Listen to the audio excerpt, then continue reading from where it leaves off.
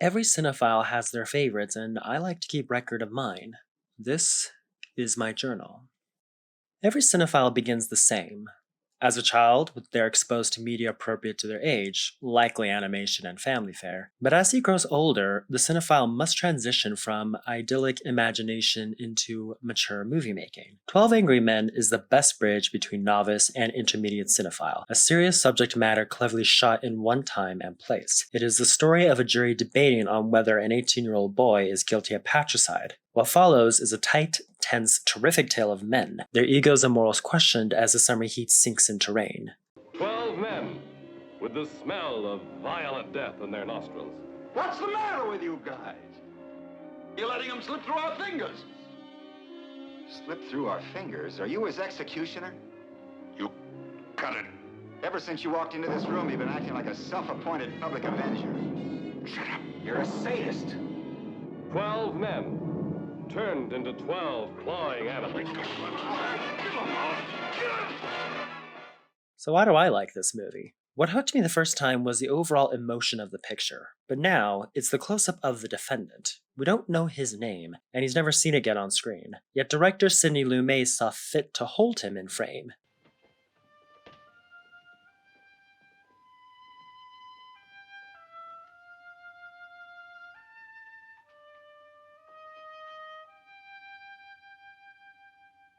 It's almost for 30 seconds, and just as he fades out, the main setting fades in, followed by the title. It's a beautiful example of film language and why I think the cinematography is masterfully done. Look at this scene here. Juror number 4 is responding to a question posed by juror number 8. Anyone who adds or interjects is already in frame, or enters in when expected. The knife and the way it was bought is pretty strong evidence, don't you think? I do. Good. Now, suppose we take these facts one at a time. 1, the boy admitted going out of the house at 8 o'clock on the night of the murder after being slapped several times by his father. No, he didn't say slapped. He said punched. There's a difference between a slap and a punch. After being hit several times by his father. 2, he went directly to a neighborhood junk shop where he bought one of those... switch knives. Switchblade knives. This wasn't what you'd call an ordinary knife. It had a very unusual carved handle and blade. The storekeeper who sold it to him said it was the only one of its kind he had ever had in stock. 3, he met some friends of his in front of a tavern about 8:45.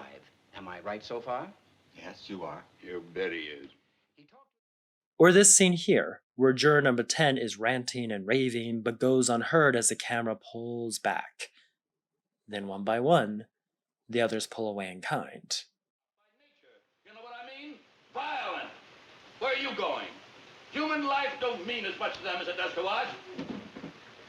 Look, they're lushing it up and fighting all the time, and if somebody gets killed, so somebody gets killed, they don't care.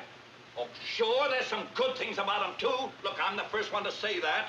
I've known a couple who were okay, but that's the exception, you know what I mean? Most of them, it's like they have no feelings. They can do anything. What's going on here? Well, I'm trying to tell you, you're making a big mistake, you people. This kid is a liar. I know it. I know all about them. Listen to me. Every actor embodies their role. They're given no name, save 2 at the end, but each engage me with a distinct personality, be it calm. Some noise. Oh, no, everything's all right. We're just, friendly little argument. That's, listen, we're through with that diagram. You can take it if you want. Unpretentious. I don't know. I remember I was arguing with the guy I worked next to at the bank a couple weeks ago. He called me an idiot, so I yelled at him. Passionate. Why don't you take that stuff about the old man who lived there and heard everything? Analytical. No. I'm convinced. Sensitive. You? No. Anybody here ever see a knife fight? Oh, I have. Principled. You get stepped on, you know? You ought to have more respect, mister. If you say stuff like that to him again, I'm gonna lay you out. Jocular. This kid, boom, real jug handle, boom. You're a real baseball fan, aren't you, huh? Yeah. Hopeful. The incredible coincidence. I'm just saying a coincidence is possible. And I say it's not. Honorable. This gentleman has been standing alone against us. Now, he doesn't say the boy is not guilty. He just isn't sure.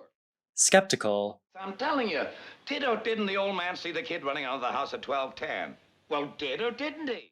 polite, I have made some notes here, and I would like, please, to say something.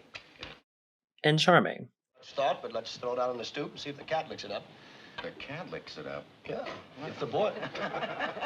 What the movie shows is the way men communicate to and about each other.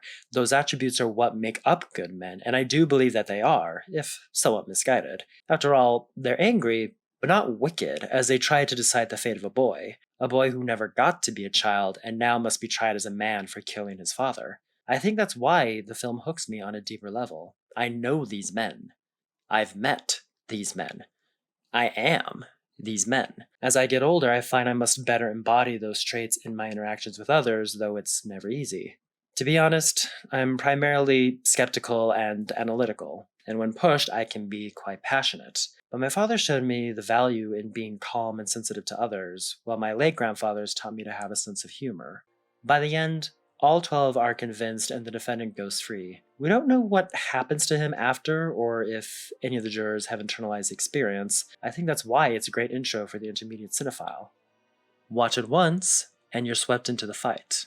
Watch it twice, 3, 4 times, and you notice how the right emotions are elicited from the audience. Be it in the staging, when you're close then wide, when moving then still. For me, the totality makes me incredulous, upset, and then somehow glad. Thank you for watching.